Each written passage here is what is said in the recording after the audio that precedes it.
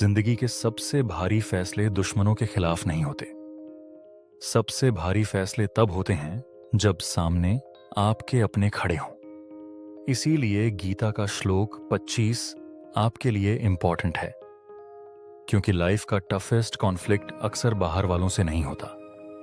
वह अपने मेंटर, अपने बॉस, अपनी फैमिली, अपनी टीम या अपनी लेगेसी के अंदर होता है। और ऐसे मोमेंट्स में प्रॉब्लम सिर्फ सही गलत की नहीं रहती।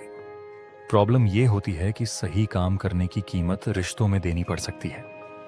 इसलिए यह श्लोक सिर्फ अर्जुन की कहानी नहीं है, यह हर उस इंसान की कहानी है जिसे कभी अपने ही लोगों के खिलाफ खड़ा होना पड़े।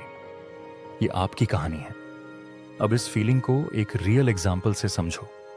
बारामती महाराष्ट्र की एक लोकसभा सीट है, पुणे के पास। कई दशकों से यह पवार फैमिली का स्ट्रॉन्ग होल्ड रही है। शरद पवार ने यहां से अपनी पकड़ बनाई और बाद में सुप्रिया सुले ने भी इसी लेगेसी को आगे बढ़ाया। फिर फैमिली के भीतर स्प्लिट हुआ। अजित पवार अलग कैंप में चले गए और 2024 में वही बारामती जो कभी फैमिली पावर का सिंबल थी, पब्लिक शोडाउन का स्टेज बन गई। एक तरफ सुप्रिया सुले, दूसरी तरफ सुनेत्रा पवार जो अजित पवार की पत्नी है। समझो क्या हुआ। यह सिर्फ पार्टी वर्सेस पार्टी नहीं रहा, ये घर के लोग आमने सामने आ गए। ये कहानी पवार बनाम पवार के नाम से भी जानी जाती है। यही चीज इस एग्जाम्पल को पावरफुल बनाती है। बाहर से ये पॉलिटिक्स लगती है, अंदर से ये लॉयल्टी, फैमिली का नेम, इनहेरिटेंस, हर्ट और अपनापन के टूटने की कहानी है। और यहीं से हमें गीता के श्लोक 25 का अर्थ और उससे मिलने वाली सीख समझ में आती है। महाभारत में अर्जुन पहले कृष्ण से कहते हैं, मेरा रथ बीच में ले चलो ताकि मैं देख सकूं सामने कौन खड़ा है।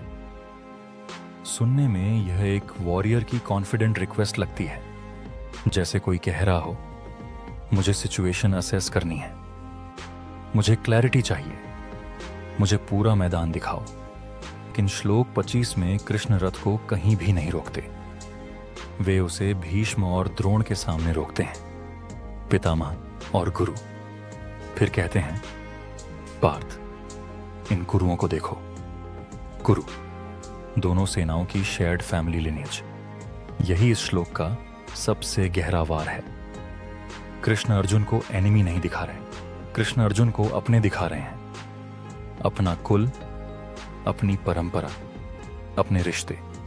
अब अर्जुन के सामने रैंडम सोल्जर्स नहीं हैं। सामने वे लोग हैं जिनसे उसने सीखा, जिनका सम्मान किया, जिनसे उसकी पहचान बनी।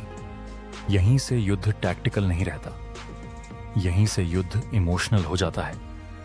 यहीं से डिसीजन का बोझ कई गुना बढ़ जाता है। और व्यूअर के लिए यही इसका महत्व है। कल ये मोमेंट आपके साथ भी हो सकता है।